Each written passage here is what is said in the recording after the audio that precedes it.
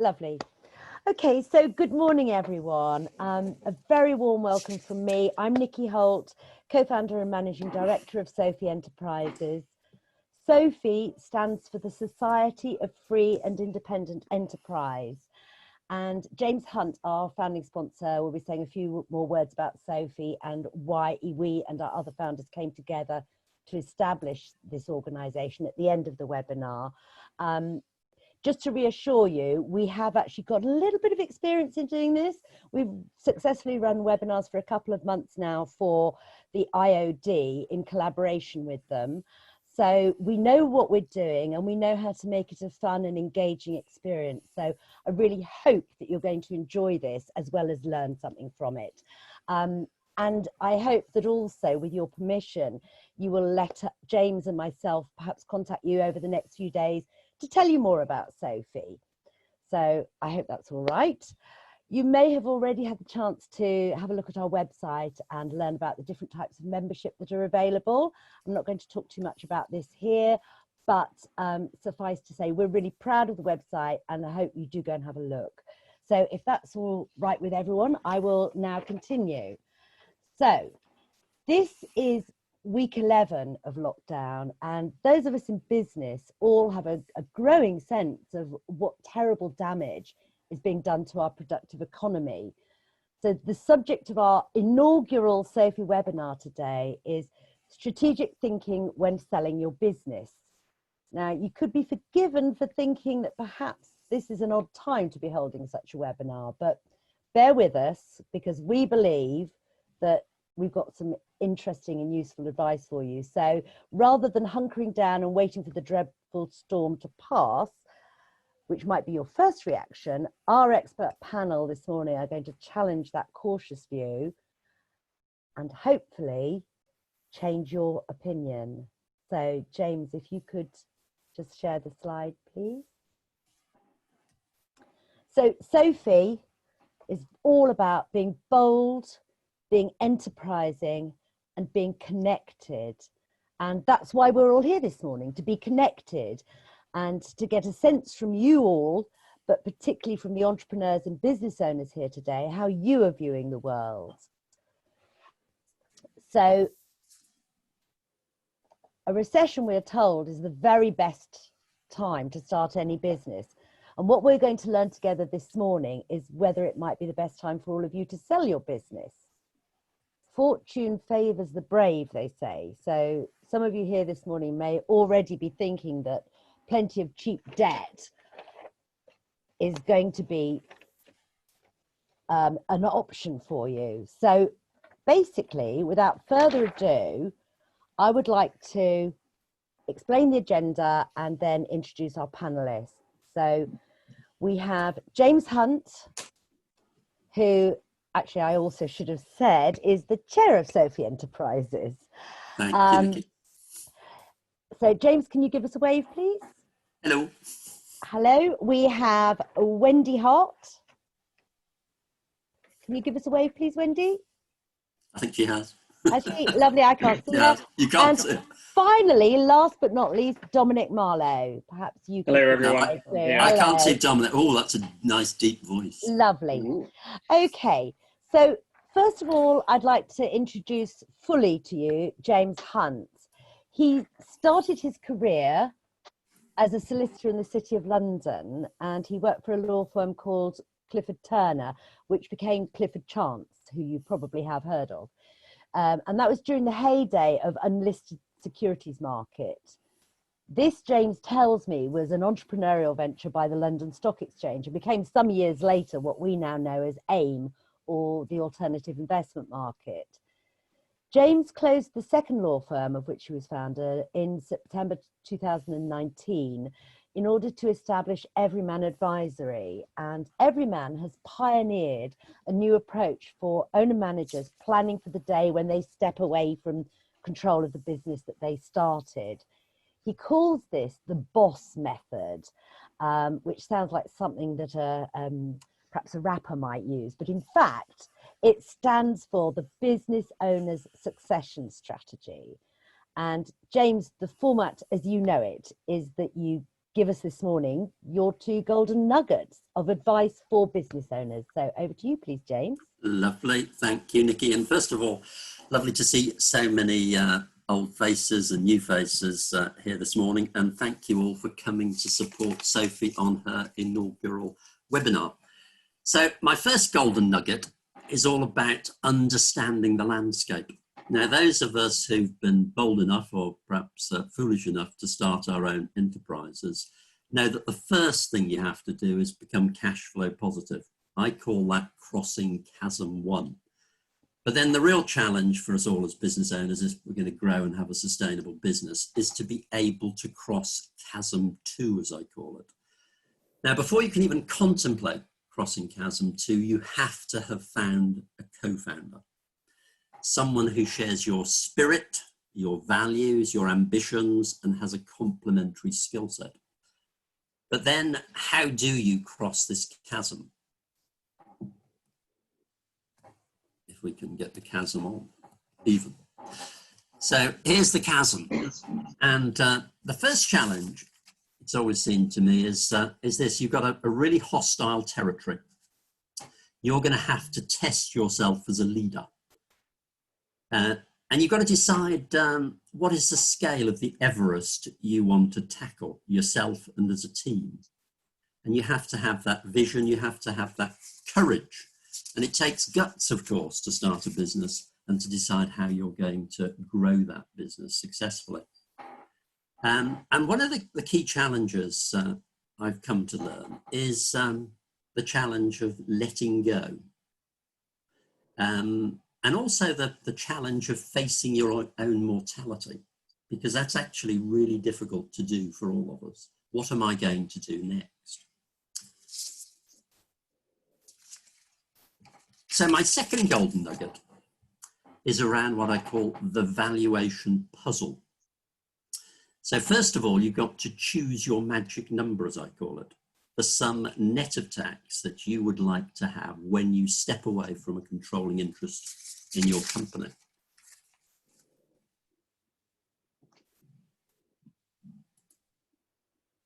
Share the screen again. So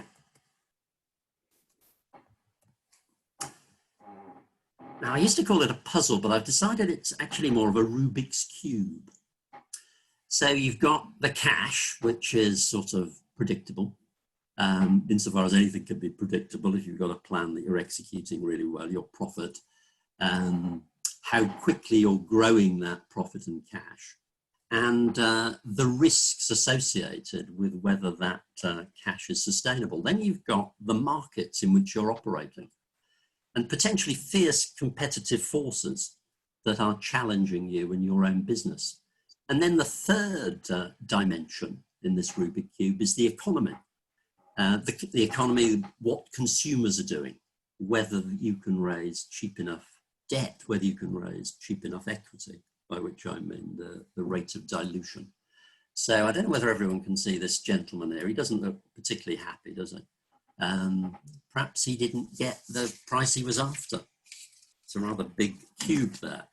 So, but the key thing is, what's important for you? What's your magic number? How do you see the future for yourself? And I would say the key thing you need to do is to choose a really good guide, your Sherpa. And I would suggest that you should choose wisely. Thank you. Nikki, where have you gone? Oh, sorry. Nikki's disappeared. Hello, I'm here. Sorry. Thank you so much, James. That's really useful. Now, the next person I'd like to introduce to you is Wendy Hart of Grant Thornton's Thames Valley Corporate Finance Strategic Advisory Team, which she heads up. Wendy has been a specialist since 1992, and she's got vast experience of buying and selling businesses and raising debt and equity for owner-managed companies. So Wendy's got significant experience of advising technology businesses in particular. So over to you, Wendy, if you'd like to share your 2 golden nuggets, please. And unmute. Yeah, sorry. That's my technology expertise coming into into view there. So so my two nuggets are specifically contextualized in the disposal process. So as Nikki said, I've spent the last 25 years selling lots and lots and lots of businesses across a range of industries, and what I was asked to do was to go, okay, what are the two things that you would kind of narrow down on if asked for your kind of two golden nuggets of advice? So that's what this is. So could I have my first slide, please? Slide master. You can. Your glamorous assistant will attempt to do it. Okay, so my first slide is, as you will have noticed, a race of horses, a multi-horse race. And I often come across vendors who are quite convinced that they have found the right buyer for their business, and that the right thing for them to do is just to proceed in negotiations with that one bidder. My advice to any vendor would always be to attempt some kind of a multi-horse race, to have more than one bidder in a process, and I have a number of reasons for that. One is that a bidder will bid much closer to their genuine upper price limit if they think a process is competitive. So they will start in a better place if they believe that there are other bidders for a business. Either the existence or even the illusion of competing bids in a process allows for a negotiation around both the headline price, the structure and the terms. And again, vendors will often say to me, well, it's fine, because if I don't like where we get to, I'll just walk away. In practice, when you're in conversation with a single bidder without an underbidder anywhere or apparent, that's a very binary position to have to take, and it's actually far more difficult to manage a negotiation where your only option is either accept or walk away. So having other people in the process allows you to kind of play that. The threat of an underbidder lurking in the wings creates pressure for the buyer to work at pace, so you don't have great long protracted processes while they do things at their own speed. And if bidders are themselves competitors, i.e. two bidders compete with each other, then you have both a defensive as well as an aggressive reason for doing the deal, which kind of keeps them honest and focused. And even if you only ever receive one credible bid, the bidder doesn't know that, and you can still have the illusion of a process. So I would always run a process. Thank you, James. Next one. Sorry, I You jumped did. the gun. Yeah, a preview. That's fine.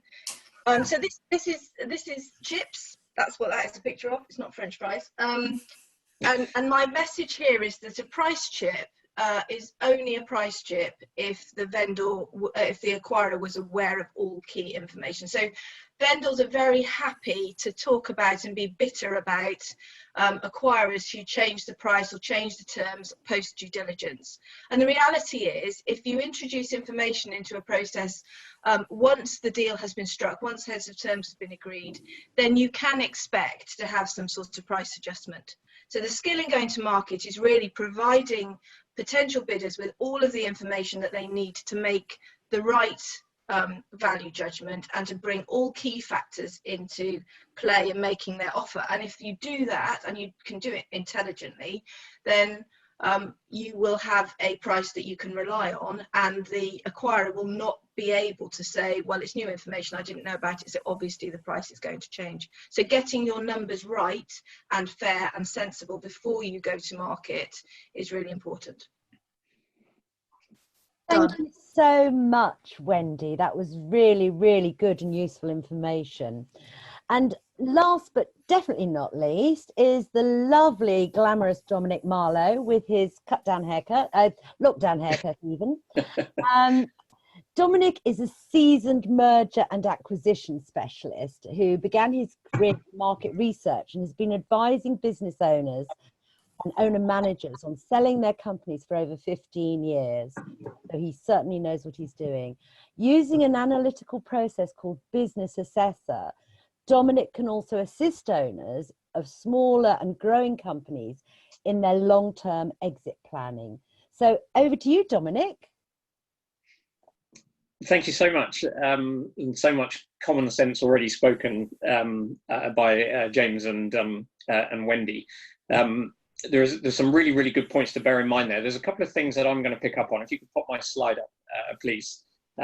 These are alluding more specifically, or most specifically, to the people involved and very, very pertinently to the principle of an owner-managed, or where there's only a very small number of principals involved.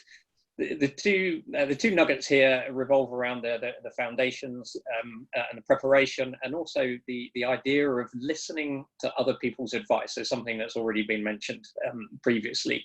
So I've broken these two things down each into three. This is a massive, massive subject. So to try and get this over in 2 minutes is really challenging. So I've coined a couple of new cliches here. Those of you that know me know that I love my cliche. So my first third of a nugget is preparing yourself for life without the company. We talked about implications and objectives, and it's really important that these objectives are positive ones, as in you're going towards something rather than running away from something. And also understanding the difference between need and want, which is something that James touched upon. The reverse of that, and my second cliche, is prepare the company for life without you. This is appropriate corporate governance. If you're not a big company, you don't need massive corporate governance. You don't need audited accounts, but you do need proper systems, proper processes. You need good people in place, and you need a management structure so the company can survive without you. And probably the most important thing here is any personally held goodwill. The third bit's already been talked about at length, and this is about preparing the company to be interviewed by a buyer. Who is that buyer? What will they look at? What will they ask? What's the real profitability? How's the valuation going to look? So moving on to the second bit about the advice. This can be an adversarial process, and people often have polar opposite opinions here in what a buyer wants and what a seller wants. And you don't want to end up in a situation where everyone gets nothing. So the key here is to understand buyer motivations, accept that the ideal deal doesn't exist. If it's good enough, it's good enough. And you will almost certainly have to compromise somewhere. So my sign off here is focus on what you want to achieve rather than what you think others might be getting or what you might think you're giving away. If you're clear on your objectives, if you're achieving those objectives, it's good enough. That's me. Thank you very much. Thank you so much, Dominic. That's all really sound advice. So basically, I think what we've all learned from this is that basically with plenty of cheap debt and a rapidly changing commercial landscape, now might be the time to buy another business. So whether you're thinking of selling or you might be in the market to buy, I think you've probably learned lots from that. So we're now going to go into breakout rooms, and the idea of this is for you to discuss amongst yourselves your particular burning issue or question and bring it back to the room so that we can put it to the panelists. The breakout rooms will be hosted by someone who will help facilitate the process, because what we need you to do is choose a spokesperson to put your question to the room. So Alison, can I just check, are we ready to go into breakout rooms? Alison? Yeah, we are. Fabulous. Okay, so basically you don't need to do anything other than accept the invitation to go to the room. Like naughty children, you will be sent by me and Alison. Take your time, get to know each other, and also bring back your burning question. You'll have 20 minutes as of now. So Alison, if you could open... Nikki, do you just want to give the room host a chance just to say hello? Okay, yes, certainly. Alison, can you just let me know who we've got as room host today, please? So we've got Ian Woolard. Ian, give us a wave. We've James, we just need to check. Sorry, the rooms have been open, so they might disappear. Oh, right. Okay, not to worry. Bye. Oh, okay. Bye-bye, everybody. Bye-bye.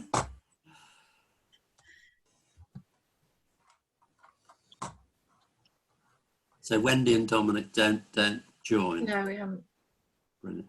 I'm still here. Richard and Tim, yeah, that's right. Just accept the invitation. And you, Tim, can you accept the invitation? Can you see an invitation? Tim hasn't got one. Tim hasn't got one yet. Ah, because Tim came back in, so Tim needs to be flipped in now. Hello, Okay. Tim. I'll put you into one. Lovely. Put him into one. Lovely. Well done, Ali. And Michael Francis. Mike, do you want to accept the invitation? You should be. Mike's probably off doing some work, are you, Mike? He's muted, so. He's muted. Right. Mike? Have I got time to go and put the kettle on then? You certainly have, Dominic. You have. Well done, Wendy, and well done, Thank Dominic. you. Very It'll be a little good. bit early for my Wonderful. 10:30 coffee. Well, you'll be buzzing by the time you come back then. You'll be Yeah. ready to answer all those challenging questions. I love challenging questions. Good. I'm going to get a list together. Okay. I enjoy a good question. We could do a whole day on this subject. We could do a whole lifetime And still not know the answers. No. Well, there is no right answer, and there are some right answers, and there are some right answers. They're wrong answers, but the problem is they're interchangeable. Yeah. Yeah, I'm a bit worried about Michael Francis because he's lurking. I would think Mike's probably engrossed in a deal he's working on at the moment, and he's lost concentration. Okay. Wendy, he does. Wendy, have you met Mike before? So Wendy's muted. Wendy's having a breakfast. I Right, very wise. Yeah, I suggest that we all turn our videos off and mute ourselves, and we rejoin in. Did we stop the recording? Oh, we didn't stop the recording. Other than the spokesperson for each room, can you please all turn off your videos and mute yourselves? And the panelists obviously can stay on and unmuted. Lovely. Right, so I'd like to invite the first room spokesperson, who is Tom Hutchings. Can I see you, Tom? I can't at the moment. Yes, I can see you. Hello, Tom. Would you like to or tell me what your question is, what your room decided was the burning issue? Certainly. So we felt from the discussion, openness and honesty is key with your business, your buyers, and yourself.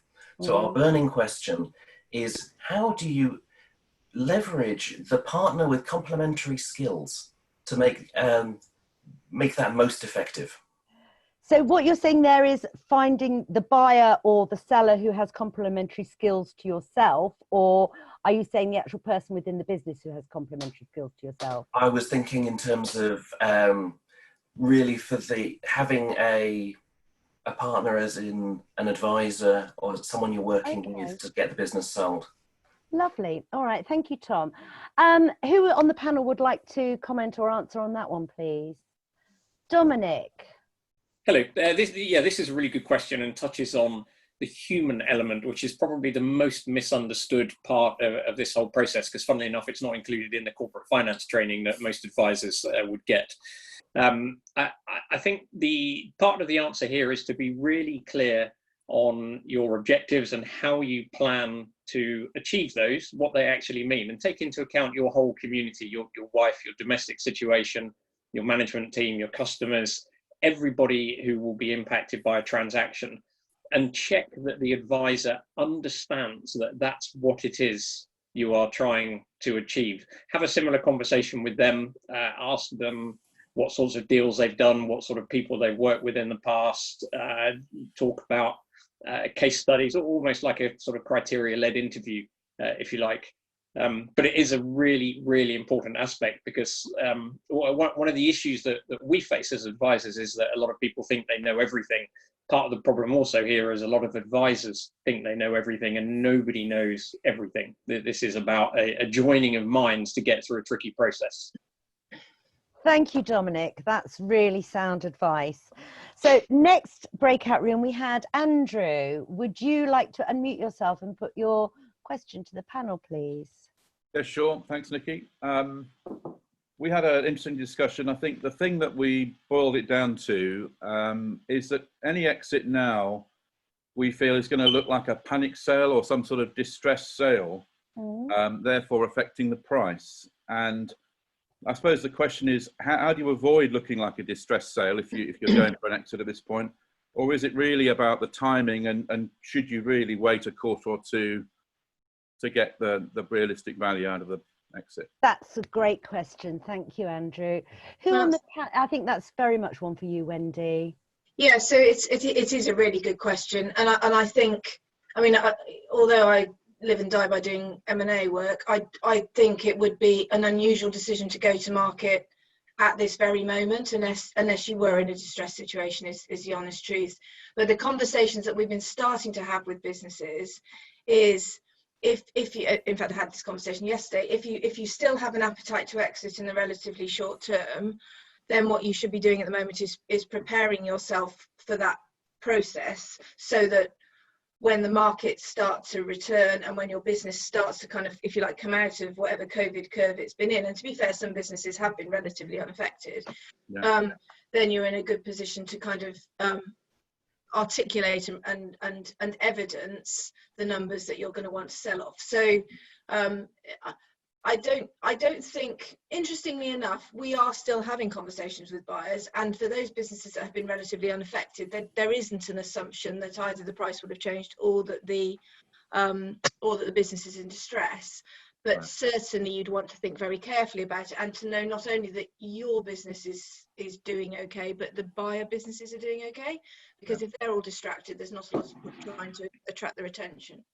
So I would say not now, but I think we probably will start to see new deal activity towards the back end of this year. Lovely. I think James has got a little point he'd like to raise. James? Yeah, so I'm sure that is very sensible advice. Not now if you can avoid it. Now, I'm acting for someone at the moment, very tricky situation, a prospective management buyout that hasn't gone particularly well. So we've got a really difficult situation. So we're pursuing 3 lines at the same time. One, we're trying to resurrect the management buyout. Secondly, we're looking to see whether we can bring in a management buy-in candidate. That might be very difficult to achieve. And thirdly, we are looking at a potential trade buyer and running them in tandem. And you just have to be as best prepared you can and use a really good advisor so you sound confident even if your client isn't. Great. Thank you so much, James, and thank you, Andrew, for that question. Now, on to Richard. I believe you're spokesperson for your breakout room. Thanks, Nikki. It's kind of linked into some of the previous points, but the burning question we came up with is, what is the current appetite of buyers, and has their behaviour changed in terms of being more aggressive and stuff, and how do we protect ourselves against that? Okay, that's a very valid one as well, and it does link into the previous one.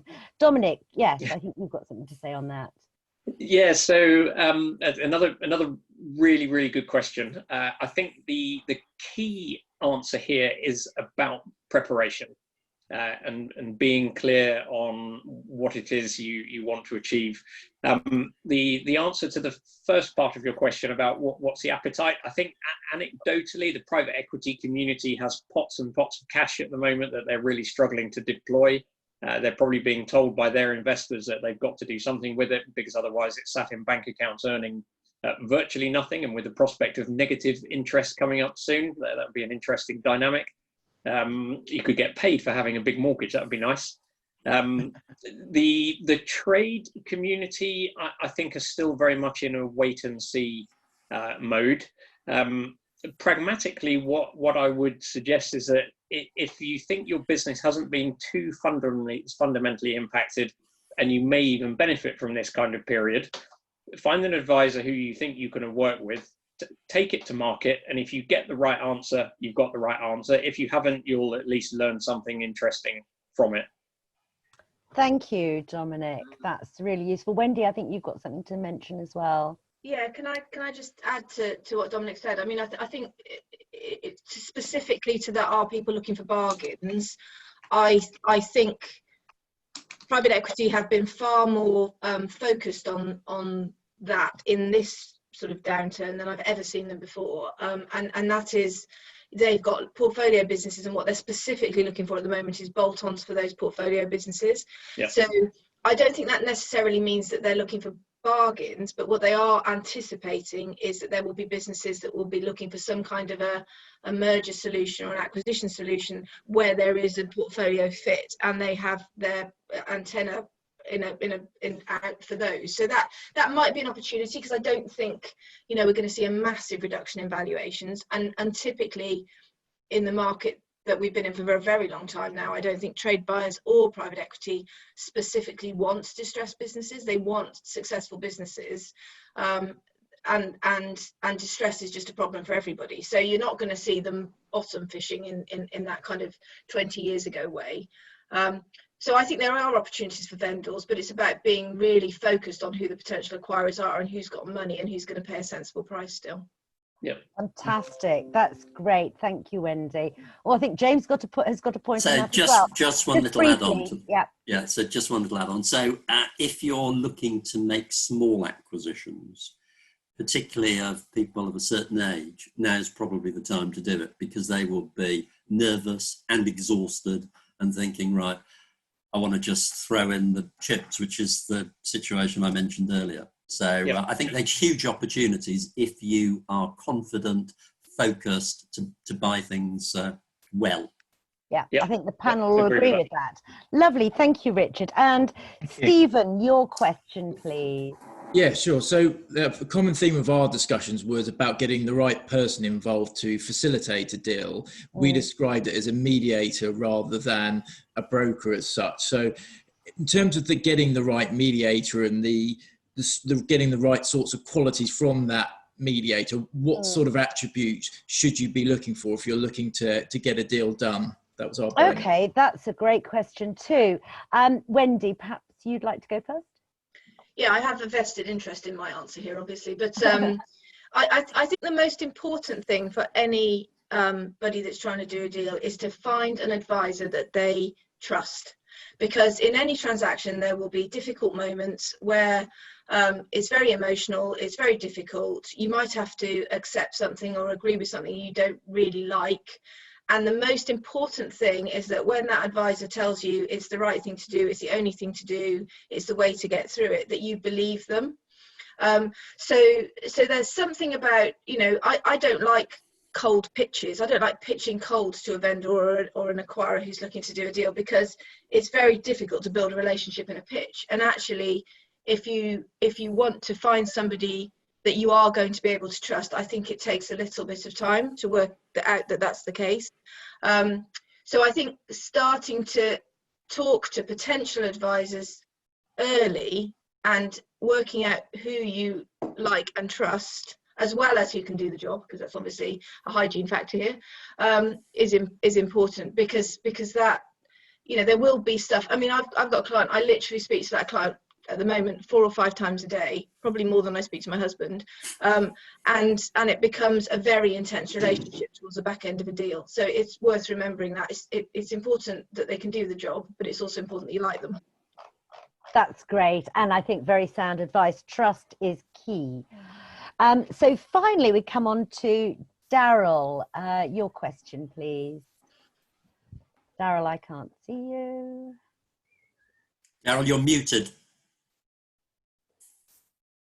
Daryl, have you unmuted? Now you can see me and hear me. Ah, lovely. Thank you so much, Daryl. So what is your question for the panel, please? So, interestingly, everyone in our group had a background and experience where they're involved in this, you know, buying and getting businesses ready for exit.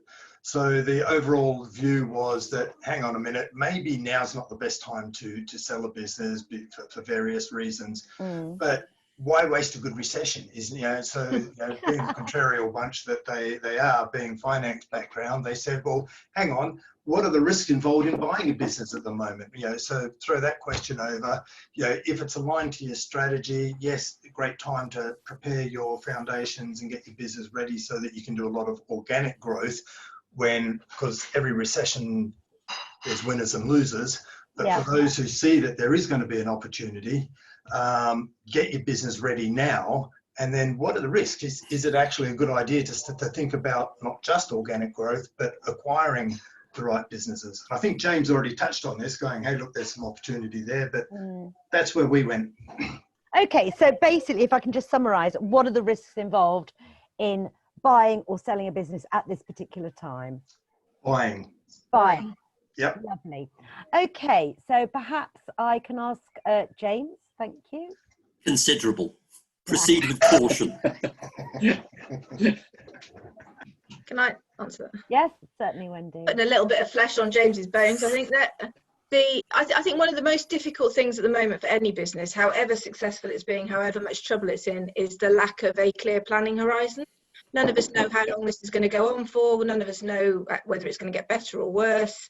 So any set of forecasts that an acquirer that a vendor puts to you is going to be really difficult to diligence and really difficult to validate. So I think it's sensible to explore businesses where there's a real strategic fit, but you'd want to be really careful in the way that you structured a deal and have a fair amount of contingency in the structure, so that the price was fair, whether the business does what it says, goes down or goes up.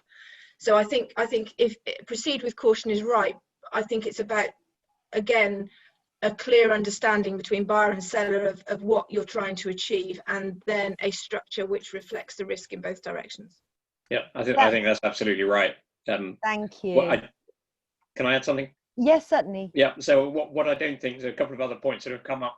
Valuations won't be fundamentally affected. I think what will be fundamentally affected is a deal structure under which buyers are willing to engage, which is pretty much exactly what Wendy said there. They'll want less cash on completion and more deferred and performance related afterwards, because we don't know how this is going to pan out. Okay, that's great.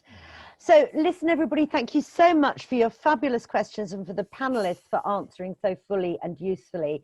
I hope you've all gained a lot from this morning's webinar.